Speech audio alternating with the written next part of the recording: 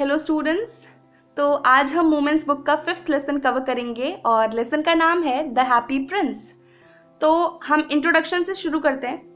देखो यार, सबसे पहले आपको लेसन का नाम पढ़कर ही पता चल रहा होगा, द हैप्पी प्रिंस। ठीक है। So this story is about a prince जो अपनी पूरी जिंदगी बहुत खुशी खुशी रहा है। उसने अपनी पूरी लाइफ हैप्पीनेस में बिताई है। He was far away from the sorrows and miseries of life. ठीक है, क्योंकि वो प्रिंस था, उसकी सारी जरूरतें पूरी होती थी, उसको सब कुछ समय पर मिलता था। दुख और परेशानियों से उसका दूर दूर तक कोई लेना देना नहीं था। अब उसकी मौत हो चुकी है। ठीक है, happy prince is no more in this world और उसका स्टैचू टाउन के बीचों बीच में बनाया गया है। तो वो स्टैचू एक ऊंचे से पेडिस्टल पर है, शहर के ठीक बीच में, और उस पोजीशन से हैप्पी प्रिंस पूरे शहर के लोगों को देख सकता है। Now although happy prince is a statue, but still उसमें अभी भी जान बाकी है। वो चीजों को देख सकता है, फील कर सकता है, बट एक स्टैचू है तो हिल डुल नहीं सकता। ठीक है, बट देख सकता है और फील कर सकता है। Got my point? ओके, तो हमें इसी प्रिंस की स्टोरी पढ़नी है। Okay, the story is written by Oscar Wilde and the story is quite emotional and heartbreaking. So let's get started. Once in a town lived a prince. He was called Happy Prince because he had been happy all his life. तो एक बार की बात है, एक town में एक Prince रहता था। सब उसको हैप्पी प्रिंस बुलाते थे because he used to remain happy all the time. वो हमेशा खुश रहता था। उसने अपनी पूरी जिंदगी खुशी खुशी बिताई क्योंकि वो एक प्रिंस था। He was far away from the sorrows and miseries of life. दुख से बहुत दूर था, इसलिए हमेशा खुश रहता था और उसे सब हैप्पी प्रिंस कहकर बुलाते थे। After his death, his statue was erected in the middle of the town on a tall pedestal. तो जब हैप्पी प्रिंस की डेथ हो गई, तब उसका स्टैचू शहर के ठीक बीचों बीच एक ऊंचे से पेडिस्टल पर लगाया गया। What is pedestal? पेडिस्टल वो बेस और सपोर्ट होता है जिसके ऊपर एक स्टैचू को खड़ा किया जाता है। ठीक है, तो एक ऊंचा सा सपोर्ट था, ऊंचा सा पेडिस्टल था, उसके ऊपर हैप्पी प्रिंस के स्टैचू को खड़ा किया गया, टाउन के ठीक बीचों बीच में। The statue was covered with thin gold leaves and had 2 sapphire stones embedded in its eyes and precious ruby was embedded in the handle of his sword. तो हैप्पी प्रिंस का स्टैचू पतली पतली gold leaves से covered था, मतलब पूरे statue के ऊपर गोल्ड लगा हुआ था। हैप्पी प्रिंस के स्टैचू में आंखों की जगह सफायर स्टोन्स लगे थे। सफायर स्टोन मतलब नीलम बोलते हैं हम इसे हिंदी में। ये बहुत प्रेशियस पत्थर होता है। ठीक है, बहुत महंगा होता है। तो हैप्पी प्रिंस के स्टैचू में आंखों की जगह सफायर स्टोन्स लगे हुए थे और उसके स्वॉर्ड, उसकी तलवार के हैंडल में एक रूबी लगा हुआ था। Ruby is also a very precious stone. तो मतलब वो ओवरऑल स्टैचू बहुत महंगा था और पूरी अच्छे से नक्काशी हो रखी थी उसके ऊपर। गोल्ड था, there was sapphire and ruby to.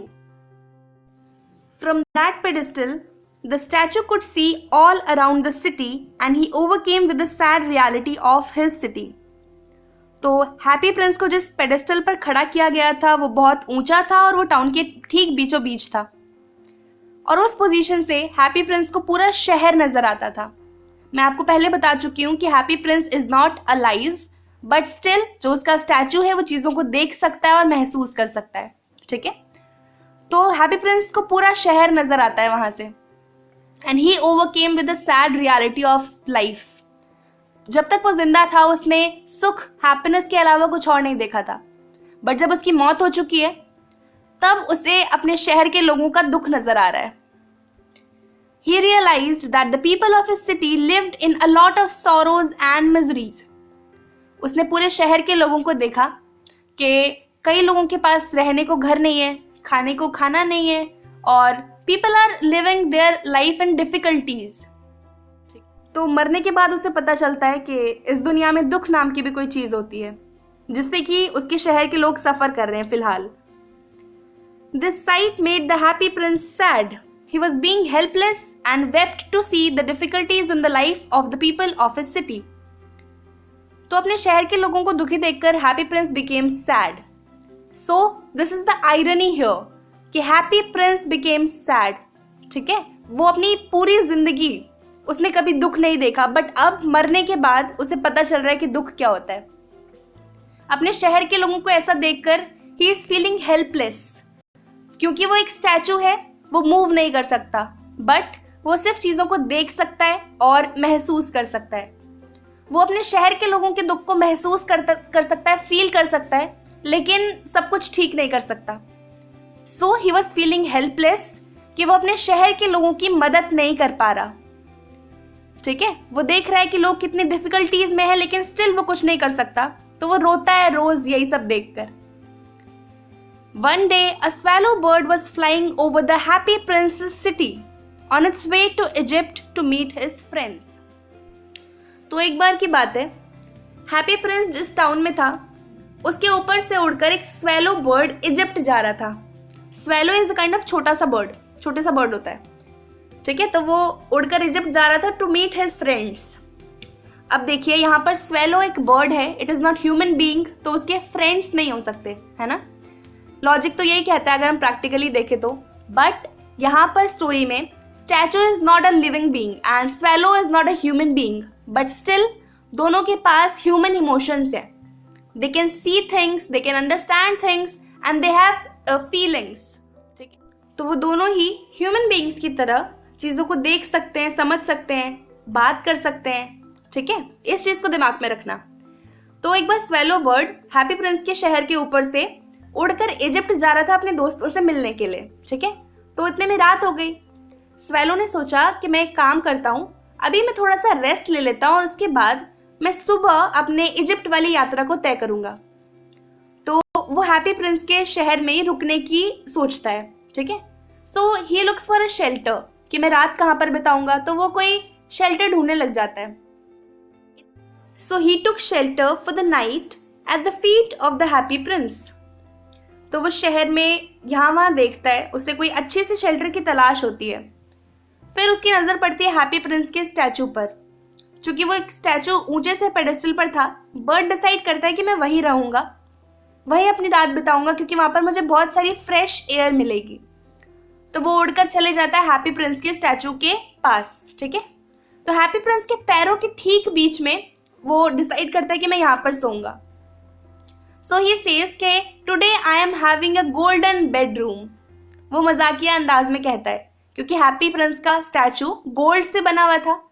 That's why the bird says कि आज मेरे पास गोल्डन बेडरूम है, जस्ट टू बीइंग ह्यूमरस। ठीक है, the bird felt a water droplet on his body and he realised that the statue was weeping. तो जैसे ही वो बर्ड हैप्पी प्रिंस के पैरों में जाकर बैठता है, वो सोने की तैयारी करता है, अपने पंखों को फैलाता है और अपने सर को पंखों से ढकने की कोशिश ही करता है। इतने में उसके ऊपर एक पानी की बूंद टपक जाती है। वो शॉक हो जाता है कि आसमान में एक भी बादल नहीं है, तारे चमक रहे हैं, बारिश कैसे हो सकती है। इतने में एक और बूंद टपक जाती है। फिर वो सोचता है कि ये कितना यूजलेस सा स्टैचू है, ये मुझे बारिश से, पानी से भी नहीं बचा सकता, चलो मैं कहीं और अपनी शेल्टर ढूंढूंगा, ये this is not a good place for me. इतने में एक और बूंद टपक जाती है। तो अब वो बर्ड ऊपर देखता है एंड ही रियलाइज्ड कि हैप्पी प्रिंस का जो स्टैचू था वो रो रहा था। ठीक है, मैंने आपको बताया था कि स्टैचू के पास ह्यूमन इमोशंस हैं, तो वो रो सकता है। ठीक है, so the statue was weeping. When he asked the prince the reason of his misery, prince narrated him the whole story and requested him to be his messenger and help the poor people. तो swallow ने prince से पूछा कि तुम रो क्यों रहे हो, क्या वजह है तुम्हारे दुख की। तो प्रिंस ने स्वैलो को पूरी स्टोरी सुना दी कि ऐसा ऐसा था, जब मैं जिंदा था तब मैं बहुत ज्यादा खुश रहता था, मुझे नहीं पता था दुख क्या है। अब मुझे उन लोगों ने पेडेस्टल में इतना ऊंचा खड़ा कर दिया है कि मुझे पूरे शहर के लोगों के दुख नजर आ रहे हैं और मैं बहुत हेल्पलेस फील कर रहा हूँ, क्योंकि मैं उनकी हेल्प नहीं कर पाता। और I want you to be my messenger, मैं यहाँ से हिलडुल नहीं सकता, तो मैं चाहता हूं कि तुम मेरे साथ मिलकर इस शहर के लोगों की मदद करो। After initial refusal, swallow agreed.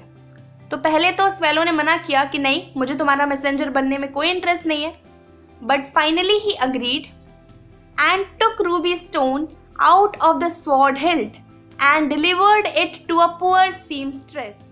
तो जब वो स्वेलो हैप्पी प्रिंस का मैसेंजर बनने के लिए रेडी हो जाता है, तब हैप्पी प्रिंस उसे कुछ बताता है। वो जो भी बताता है उसे गाने की फॉर्म में बताता है, ठीक है। तो हैप्पी प्रिंस सेज कि इस शहर में बहुत दूर एक घर है। उस घर में एक रूम है जिसकी विंडो खुली हुई है और वो रूम काफी डार्क है। उस विंडो के बगल में एक टेबल है और उस टेबल के ऊपर एक लेडी बैठी हुई है। She is seamstress. Seamstress is a lady जो कि सिलाई कढ़ाई कर कर ही अपनी रोजी रोटी को चलाती है, ठीक है। तो उस चेयर पे एक सीमस्ट्रेस बैठी हुई है और वो गाउन में एम्ब्रॉयडरी कर रही है।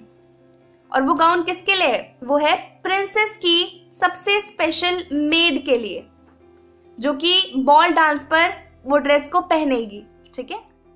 So she is embroidering that dress.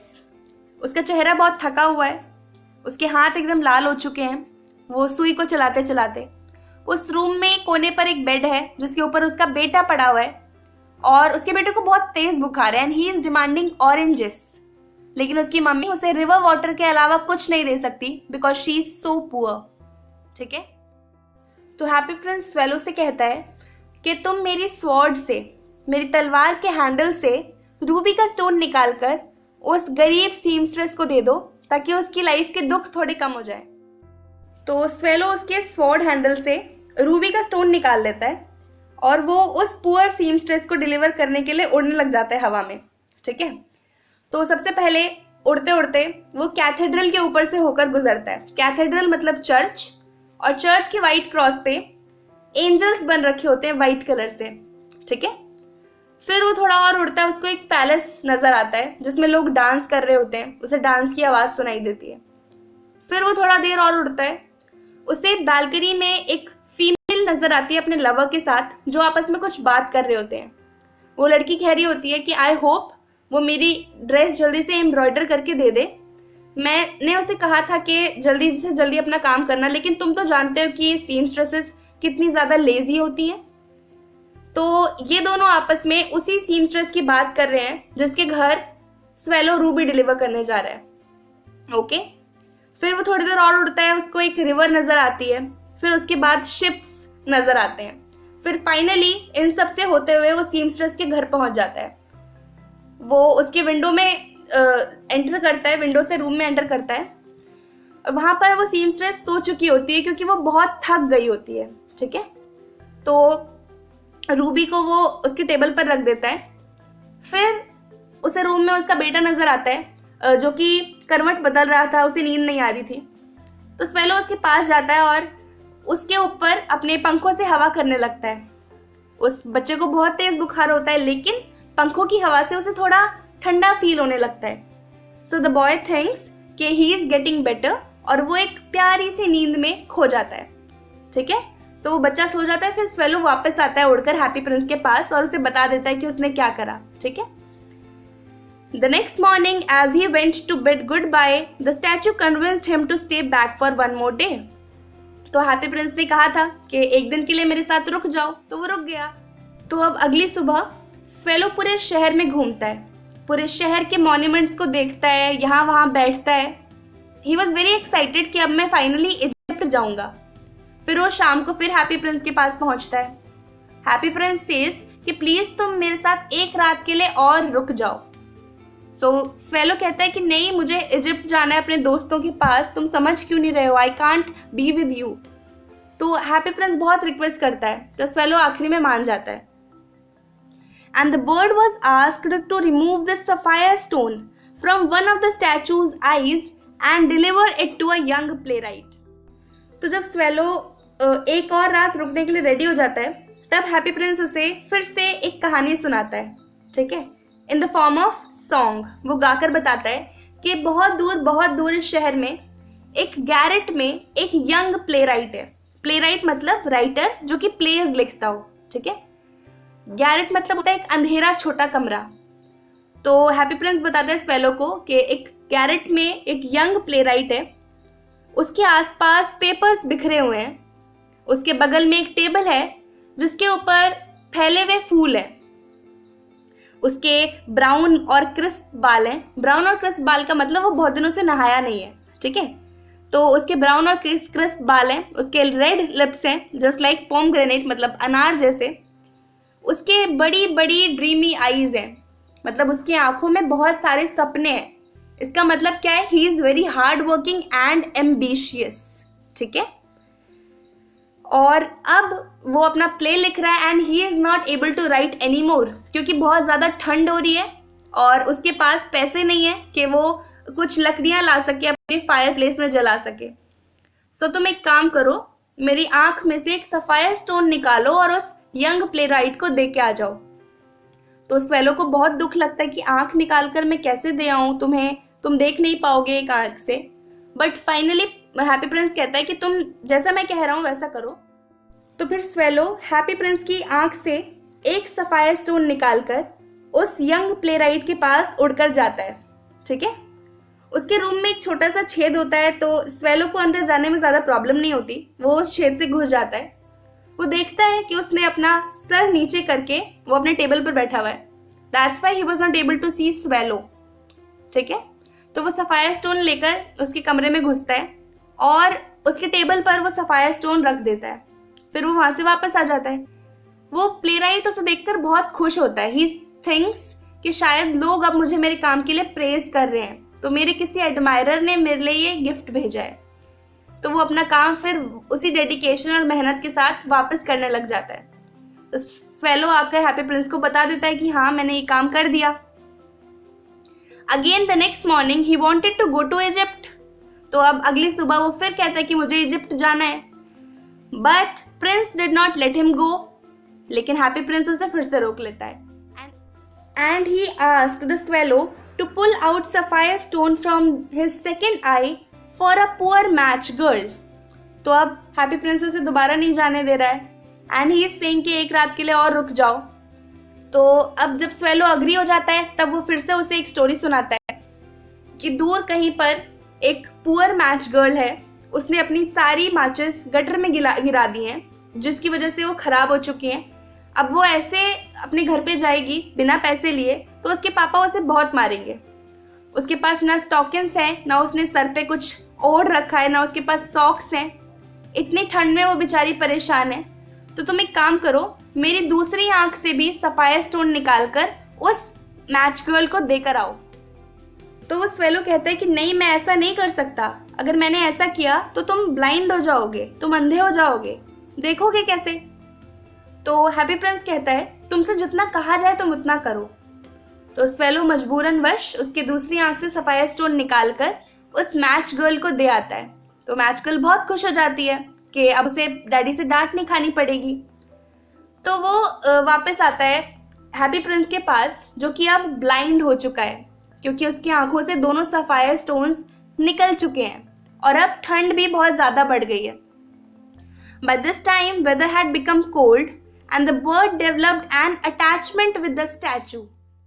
तो अब मौसम ठंडा हो चुका है और स्वेलो को स्टैचू के साथ थोड़ी अटैचमेंट हो गई है and he did not wanted to leave the statue which had became blind now. तो अब वो हैप्पी प्रिंस को छोड़कर कहीं नहीं जाना चाहता। हैप्पी प्रिंस उससे बहुत कहता है कि कोई बात नहीं, तुम इजिप्ट जाओ ना अपने दोस्तों के साथ, बट ही सेज कि नहीं, मुझे कहीं नहीं जाना। Now I will stay with you forever, मैं तुम्हारे साथ हमेशा रहूंगा। The happy prince asked the swallow to go around the city and inform him the condition of the people living there. तो हैप्पी प्रिंस ने स्वेलो से कहा कि अच्छा तुम नहीं जा रहे हो तो तुम एक काम करो, इस पूरे शहर में उड़कर जाओ, देखो कि लोग किस कंडीशन में यहाँ पर रह रहे हैं, कोई और पुअर इंसान तो नहीं बचा इस शहर में। The bird told him the rich people of the city were happy and enjoying, but the poor ones were living in miseries and difficulties. तो स्वेलो पूरे शहर में उड़ता है, देखता है कि जितने भी अमीर लोग हैं, they are enjoying, they are partying, but कुछ लोग हैं जो होमलेस हैं, जिनके पास खाना नहीं है, रहने को जगह नहीं है, वो अपनी जिंदगी बहुत मुश्किलों से काट रहे हैं। तो वो पूरी कहानी आकर हैप्पी प्रिंस को बता देता है कि कुछ लोग हैं बहुत खुश हैं, जो कि अमीर लोग हैं, लेकिन कुछ ऐसे भी हैं जो बहुत डिफिकल्टी में अपनी लाइफ जी रहे हैं। As the prince did not had any precious stones, तो अब प्रिंस के पास कोई भी प्रेशियस स्टोन्स नहीं है। वो 2 सफायर्स और रूबी ऑलरेडी लोगों की मदद करने के लिए दे चुका है. He ordered the bird to remove the thin gold foils from his body and distribute among the people who needed money for survival. तो हैप्पी प्रिंस ने बर्ड से कहा कि तुम एक काम करो, मेरे पास कोई स्टोन्स तो बचे नहीं, लेकिन मेरी बॉडी के ऊपर थिन गोल्ड फॉइल्स हैं, तुम इन गोल्ड को थोड़ा थोड़ा करके निकालो और उन लोगों में डिस्ट्रीब्यूट कर दो जिनको भी इसकी जरूरत है. तो स्वेलो वैसा ही करता है, उसकी बॉडी से एक एक करके गोल्ड फॉइल निकाल कर सभी जरूरतमंद लोगों को बांट देता है. सब gradually the prince lost its covering of gold and became dull and grey. तो हैप्पी प्रिंस की बॉडी पर जितनी भी थिन गोल्ड लीव्स थी उन्हें निकालकर स्वेलो जरूरतमंदों में बांट रहा था, जैसा कि प्रिंस ने कहा था. ऐसा करने से गोल्ड की कवरिंग ऊपर से निकल गई और प्रिंस का स्टैचू डल और ग्रे नजर आने लगा. On the other hand the poor fellows became joyous and happy. और साथ ही साथ में जो गरीब लोग थे उन्हें गोल्ड मिल रहा था. दे वर हैप्पी कि अब वो अपनी जिंदगी को आराम से काट पाएंगे. The swallow bird was not able to bear the cold weather and understood that the death was approaching it. तो अब ठंड बढ़ चुकी है, तो स्वेलो इजिप्ट इसलिए जा रहा था ताकि वहां पर गर्मी है, ठीक है, माइग्रेट करने जा रहा था वहां पर, ताकि उसे इतनी ठंड ना झेलनी पड़े और वो मर ना जाए. बट हैप्पी प्रिंस के साथ वो मिला और ही did not wanted to leave him, ठीक है. ऑल्दो वहां पर कोल्ड वेदर है, स्टिल वो वहां से छोड़कर उसे नहीं जाना चाहता था, इसलिए वो उसके साथ रुक गया. और अब वेदर इतना ज्यादा ठंडा हो चुका है कि स्वेलो को पता चल गया कि now I am going to die, ठीक है. उसे पता चल गया कि मैं मरने वाला हूं and death is approaching it. वो समझ गया था ये चीज. It informed the statue that it had to leave. तो वो स्टैचू के पास जाता है, मतलब हैप्पी प्रिंस के पास, और कहता है कि अब मैं जाता हूं. तो हैप्पी प्रिंस सेज कि फाइनली तुम इजिप्ट जा रहे हो and I am very happy for you. तो वो कहता है कि नहीं, मैं इजिप्ट नहीं जा रहा हूं, मैं मरने जा रहा हूं. And ask the prince if it could kiss his hand. तो स्वेलो कहता है now I am going to die, और क्या मैं तुम्हारे हाथ को एक बार किस कर सकता हूं.